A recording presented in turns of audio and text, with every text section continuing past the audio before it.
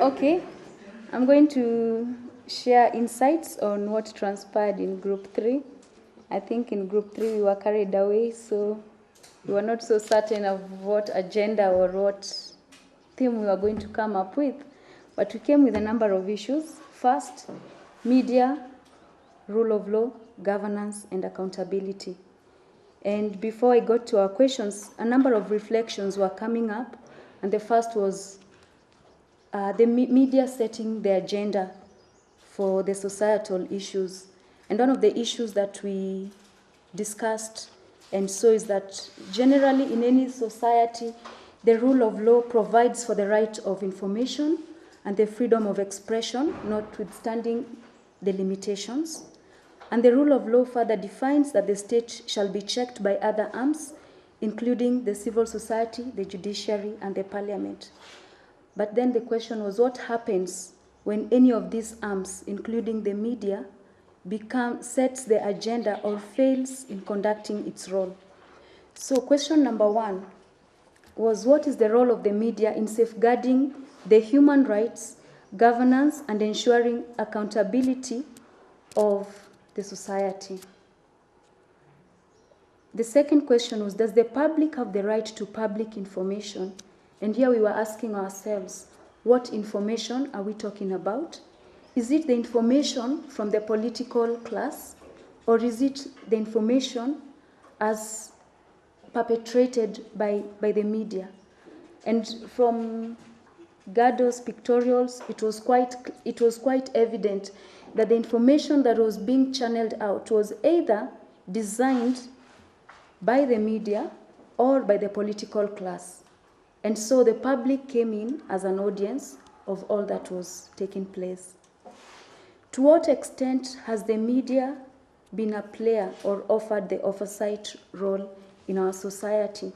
And this was an interesting discussion because we saw the media as being complicit in a number of ways. Rather than highlighting, there was a major focus on, one, the media as a showbiz entity, probably driven by what makes news, what sells, what causes them to make profit, as opposed to that which is being set out there towards public interest. We also saw a media that was under some form of trial. We saw a media that was being gagged by the parliament.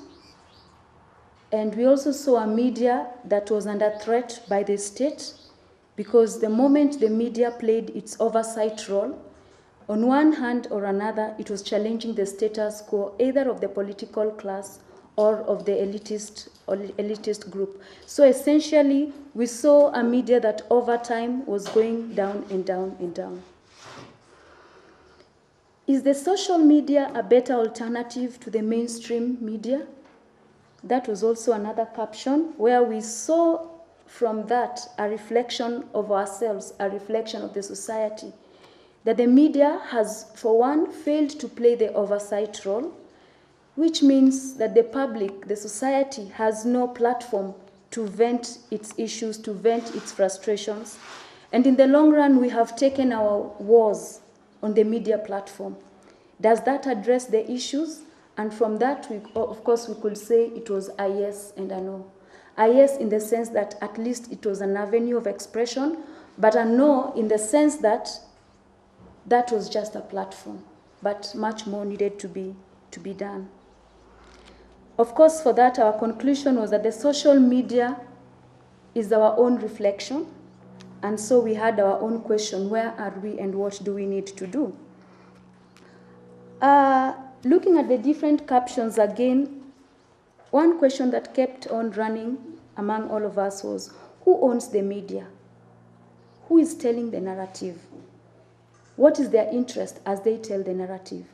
And the interesting caption was one where we have the crisis in Mandera and we have the international media withdrawing, pegged on the fact that there is no foreigner who's died, while the other ones are going to run a Vera Sidika show, and the other ones are apportioning all the blame, and the public is just left blank with a whole list of farming, irrigation, drought, and we're like, who is telling the narrative? What narrative are they selling? And again, we felt like we were being convicted, because from all those captions, it's like there's also a segment that was really running to see that which the media was showing.